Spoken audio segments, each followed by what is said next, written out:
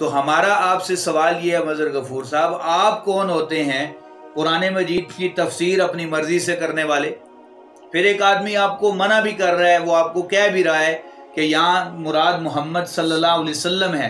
آپ کہہ رہے ہیں نہیں وہ ہم میں موجود نہیں ہے، وہ جو ہے نا یہاں مراد نہیں ہو سکتے، اس سے مراد آپ کے بعد ابو بکر بھی ہیں، عمر بھی ہیں۔ آپ کو کس نے اختیار دیا کہ آپ اس طرح کی فضول بکواسات کر کے مسلمانوں کے ایمان کا جو ہے نا وہ ڈاکہ ڈالیں ان کے ایمان پر؟ لہٰذا ہم آپ کے اس بیان کی شدید مذمت کرتے ہیں، اور آپ دوبارہ کلمہ پڑھیں